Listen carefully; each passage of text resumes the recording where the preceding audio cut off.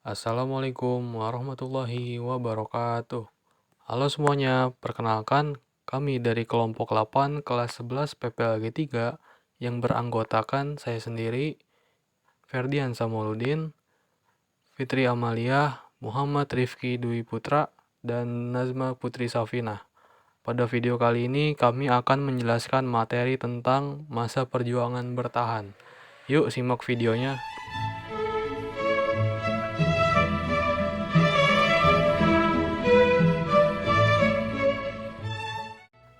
Masa perjuangan bertahan.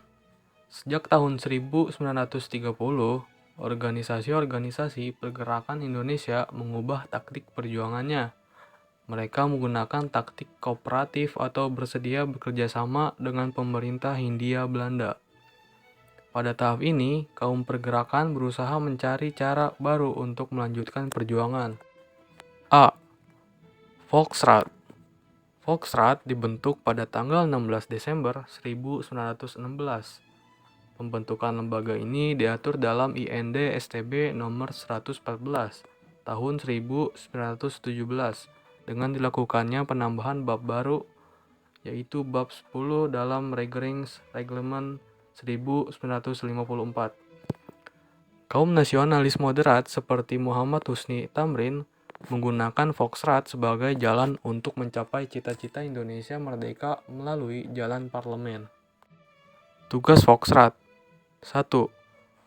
Volksraad lebih mengutamakan memberi nasihat kepada gubernur jenderal daripada menyuarakan kehendak masyarakat. 2. Volksraad tidak memuaskan bagi bangsa Indonesia karena hanya merupakan badan penasihat bagi gubernur jenderal. 3. Volksraad tidak mempunyai hak angkat dan hak menentukan anggaran belanja negara sehingga tidak mempunyai kekuasaan seperti Dewan Perwakilan Rakyat atau parlemen pada umumnya. B. Petisi Sutarjo. Perjuangan Sutarjo Kartohadikusumo di Forum Dewan Rakyat mencapai puncaknya pada saat diajukannya petisi Sutarjo pada sidang Volksraad yang dilaksanakan pada tanggal 9 Juli 1936. Sutarjo Kartohadikusumo berinisiatif untuk mengajukan sebuah usul kepada pemerintah kolonial yang didasarkan pada artikel 1 dalam Grondwet voor het Koninkrijk der Nederlanden yang dinamakan Petisi Sutarjo. Pada tanggal 16 November 1938, datanglah keputusan dan Kerajaan Belanda nomor 40 yang menyatakan bahwa petisi Sutarjo ditolak oleh Ratu Belanda. Alasan penolakan adalah karena bangsa Indonesia dianggap belum matang untuk memikul tanggung jawab pemerintah Indonesia sendiri. Surat keputusan pemerintah Kerajaan Belanda tersebut disampaikan pada sidang Volksraad pada tanggal 29 November 1938.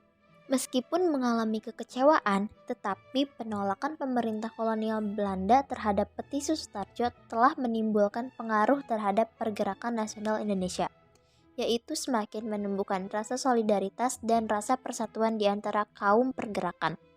Rasa persatuan yang semakin besar tersebut kemudian diwujudkan dengan pembentukan Gabungan Politik Indonesia (GAPI) pada tanggal 21 Mei 1939. C. Taman Siswa. Sekolah Taman Siswa didirikan oleh Ki Hajar Dewantara pada tanggal 3 Juli 1922 di Yogyakarta, mengambil nama dari taman yang artinya tempat bermain dan siswa yang berarti murid. Awalnya bernama National Underwich Institute Taman Siswa. Sekolah ini adalah hasil gagasan Dewantara dan teman-temannya di Paguyuban Sloso Kliwon. Sekarang berpusat di Balai Ibu Pawiyatan di Jalan Taman Siswa, Yogyakarta dan memiliki 129 sekolah cabang di seluruh Indonesia. Tujuan Taman Siswa.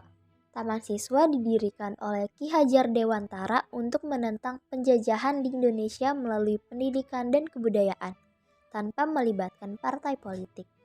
Dengan mengumpulkan cendekiawan dari berbagai wilayah dan latar belakang pendidikan, termasuk barat dan pesantren, Taman Siswa bertujuan mencapai kemerdekaan Indonesia yang terwujud pada tahun 1945. D. Partai Indonesia Raya atau Parindra. Partai Indonesia Raya atau Parindra dibentuk pada Desember tahun 1935 di Solo. Merupakan hasil fusi PEI, BU, Sarekat Celebes, Sarekat Sumatera, Sarekat Ambon, serta Perkumpulan Kaum Betawi dan Tirtayasa. Dipimpin awalnya oleh Sutomo, lalu ke RMH Wuryaningrat. Parindra meneruskan politik kooperatif moderat.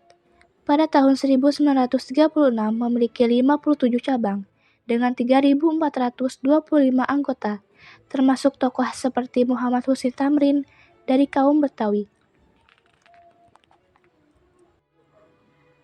Parindra berjuang melawan pemerintah Hindia Belanda melalui partisipasi dalam berbagai dewan seperti Volksraad, Provinciëraad, Banjarraad, dan Gemeenteraad. Meskipun mengusung asas politik kooperatif, Parindra tetap mengejar kemerdekaan Indonesia. Muhammad Husni Tamrin menyatakan bahwa baik nasionalis kooperatif maupun non-kooperatif memiliki tujuan bersama untuk Indonesia merdeka. Adanya anggota Parindra dalam Banjarraad mempunyai tujuan tertentu, yaitu sebagai berikut. 1. Untuk menyampaikan suara rakyat secara legal. 2. Memberikan saran agar dalam mengatur pemerintahan banyak memberikan keuntungan kepada rakyat. 3. Mencoba melakukan oposisi secara sehat. 4. Memperlihatkan kepada pemerintah kolonial Belanda bahwa bangsa Indonesia sanggup memerintah. Gabungan Politik Indonesia atau GAPI. Ditolaknya petisi Sutarjo menunjukkan kegagalan perjuangan melalui Volksraad. Oleh karena itu, untuk mencapai kemerdekaan, terbentuklah Gabungan Partai Indonesia atau GAPI pada tahun 1939. Dipelopori oleh Parindra, Gerindo, Pasundan, PSII, PII atau pecahan PSII, dan Perhimpunan Partai Katolik Indonesia setelah kemunduran PPPKI. Muhammad Husni Tamrin dari Parindra mengadakan rapat tanggal 19 Maret tahun 1939 untuk mendirikan badan konsentrasi yang baru. Sebagai realisasi dari rapat di atas, maka pada tanggal 21 Mei tahun 1939 diadakan rapat umum yang menghasilkan pembentukan konsentrasi nasional, yaitu GAPI sesuai dengan anggaran dasarnya. Meskipun GAPI berbasis pada persatuan nasional, perpecahan dalam kaum pergerakan terutama dengan berdirinya Golongan Nasional Indonesia dan Fraksi Nasional, serta konflik di antara Parindra, PSI, PII, Pasundan, dan Garindo, seperti PII Sukiman versus PSII, Abi Kusno dan Garindo versus Muhammad Yamin, dapat mempengaruhi tujuan GAPI. Meski demikian, perpecahan ini tidak menjadi hambatan utama bagi GAPI dalam melaksanakan aksi-aksinya. Tujuan GAPI yaitu 1. Menghimpun organisasi-organisasi politik bangsa Indonesia untuk bekerja sama. 2.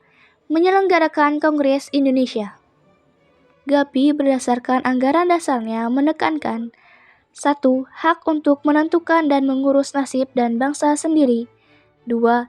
Persatuan nasional dari seluruh bangsa Indonesia dengan berdasarkan kerakyatan dalam paham politik. 3. Persatuan aksi seluruh pergerakan nasional. GAPI berjuang untuk 1.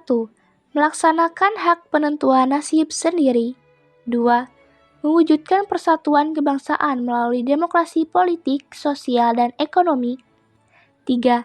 Membentuk parlemen dengan 2 kamar, Senat dan Kamar Rakyat, sebagai House of Representative yang dipilih secara bebas. 4.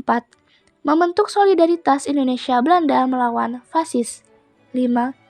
Meningkatkan peran orang Indonesia dalam berbagai jabatan negara, termasuk Wakil Gubernur Jenderal, Wakil Direktur Departemen, dan anggota Dewan India. GAPI mendirikan Kongres Rakyat Indonesia atau KRI pada rapat tanggal 4 Juli tahun 1939 sebagai bagian dari programnya. GAPI juga melakukan aksi Indonesia berparlemen. menegaskan tuntutan nomor 3 dengan slogan Indonesia berparlemen, dan nomor 5 sebagai penuntut Indonesianisasi jabatan-jabatan. Sayangnya, hingga Jepang menguasai Indonesia, tuntutan GAPI belum terwujud. Kesimpulan pada materi kali ini adalah pada masa perjuangan bertahan yang berlangsung sejak tahun 1930, organisasi-organisasi pergerakan Indonesia mengadopsi taktik kooperatif dalam berjuang melawan penjajahan Hindia Belanda. Secara keseluruhan, periode ini menandai upaya keras bangsa Indonesia dalam mencari strategi perjuangan yang efektif dalam menghadapi penjajahan, serta memperkuat kesadaran akan pentingnya solidaritas dan persatuan dalam mencapai kemerdekaan.